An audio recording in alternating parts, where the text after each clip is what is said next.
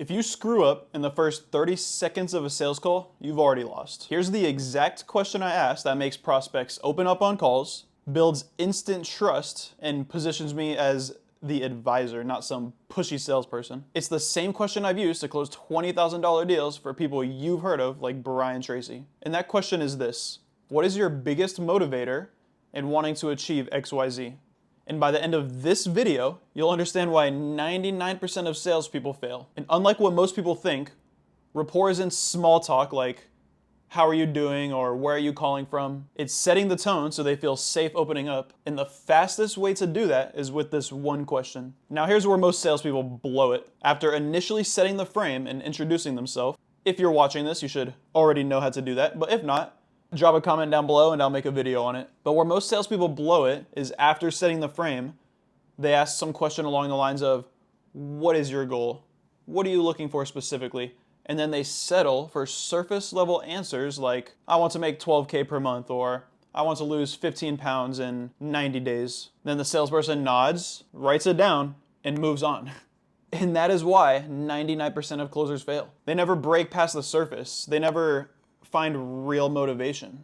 Did you notice the difference between those two questions? That one word, motivator, flips the entire frame and doesn't allow for surface level answers. You can't say, I want to lose weight so then I can lose more weight. Because now instead of a number like, I want to lose 15 pounds, you get an answer like, I want to lose 15 pounds so I can live longer and watch my kids graduate from high school. Or I want to make 12K per month so I can pay off my debt so my wife doesn't leave me.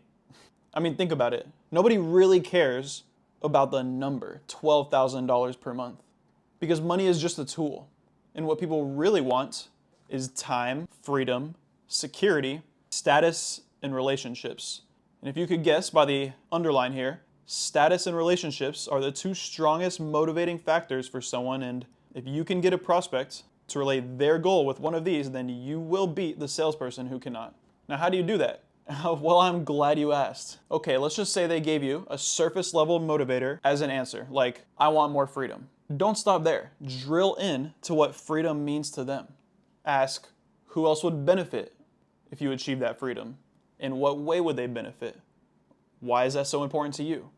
Now all of a sudden you're 3 layers deep, and this is where prospects start saying things that they've never admitted to anyone, and now you're the only one they trust enough to share it with. Now, when you later explain your offer, it's no longer about your program, it's about them putting their kids through college and beating their fear of failure. Because here's the truth that nobody tells you. Prospects don't lose to competitors. They lose to fear. Fear of failing, fear of wasting money, and fear of trying something new. So make fear the villain. Ask something like, what's the number one thing that's been holding you back? Self-doubt, fear, procrastination? If you really had to think about it. How long has that been going on? What do you think is causing it? Asking how long is key here for getting leverage later on. But now instead of fighting you, they're fighting fear. And you're not across the table anymore.